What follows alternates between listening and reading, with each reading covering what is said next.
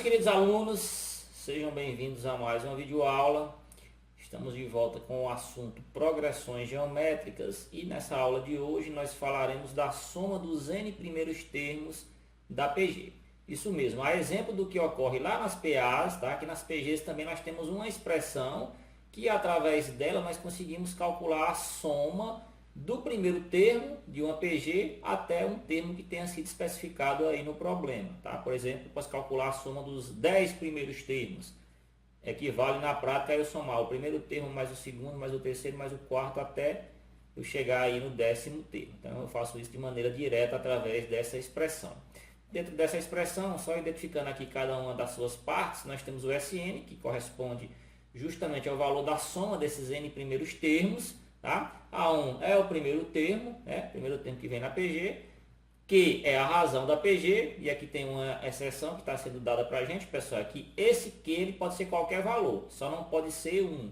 E é óbvio, porque se você substituir 1 aqui embaixo, vai ficar 1 menos 1, vai dar 0, né? Então 0 não existe divisão por 0, né, pessoal? A matemática não contempla esse tipo de cálculo, isso é impossível. Então, no caso que o que for 1, tá? A gente vai ver uma maneira alternativa de calcular essa soma, né? Só relembrando, as PGs que possuem razão 1 são justamente aquelas que têm os termos constantes. Cada termo repete o mesmo valor sempre, né? Então, é bem simples nós identificarmos quando é que o Q vai ser 1. Ok, turma?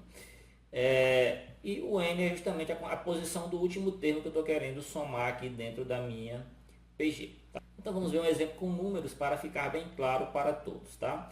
Nós temos aqui que um indivíduo pediu a um amigo um empréstimo e combinou de pagá-lo em 8 prestações, sendo a primeira de R$ 40, a segunda de R$ 80, a terceira de R$ 160 e assim por diante, mantendo o mesmo padrão, né? Então, o problema é saber o seguinte: qual é o valor que vai ser pago aí ao final dessas 8 prestações. Então, turma, observe que esses valores que foram dados, primeira prestação, segunda, terceira, eles na realidade eles representam uma progressão geométrica. Observem que do segundo para o primeiro termo ele aumentou aqui 100%, ou seja, o primeiro termo ele dobrou. Tá? Do segundo para o terceiro também houve um acréscimo aqui de 100%, ele também dobrou, tá? Então, na realidade, isso aqui, essa sequência numérica, ela representa uma progressão geométrica, né? E como eu quero saber a soma das 8 parcelas, tá?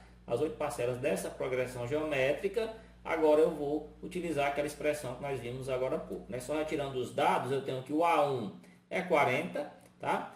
A razão vai ser 80 dividido por 40, que no caso aqui a razão é 2, tá? E N equivale a 8, que é justamente a quantidade de prestações, a quantidade de termos da minha PG que eu quero somar. Tá? Então, só relembrando a formulazinha daqui da PG, da soma dos N primeiros termos da PG. Então, substituindo esses valores, turma, eu vou ficar aqui com S8, ou seja, a soma dos 8 primeiros termos, igual a 40 vezes 2 elevado a 8 menos 1 sobre 2 menos 1. Então, nesse primeiro passo, eu vou desenvolver a potência, 2 elevado a 8 vai dar 256, tá?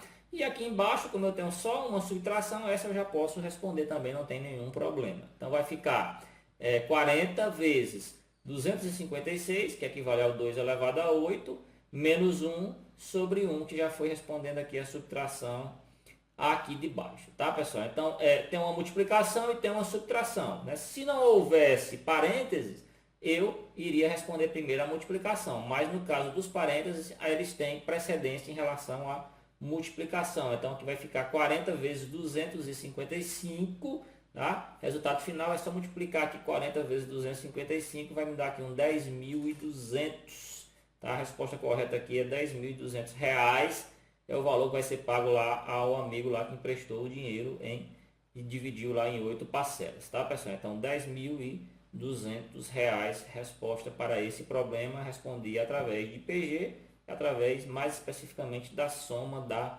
PG, tá? Para encerrar a aula de hoje, nós temos outro exemplo, e observem que agora eu quero somar aqui os 80 primeiros termos de uma PG. E essa PG é justamente aqui uma PG constante, é aquela que os valores dos termos eles não mudam, né? Eles são repetidos aqui infinitamente, né, pessoal? Então, esse é o caso justamente que eu não posso utilizar aquela formulazinha que nós vimos no início da aula, né? A fórmula dos N primeiros termos da PG.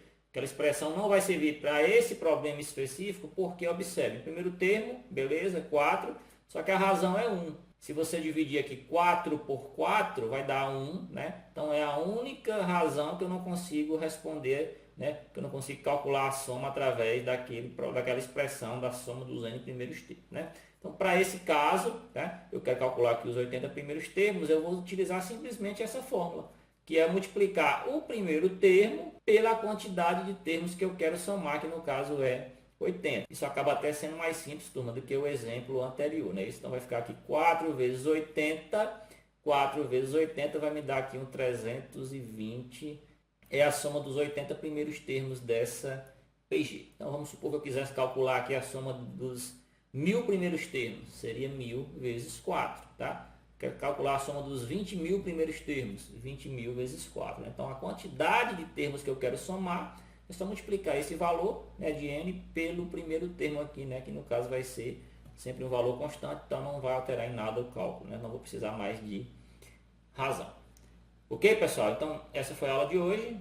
Eu espero que vocês tenham gostado e até a próxima.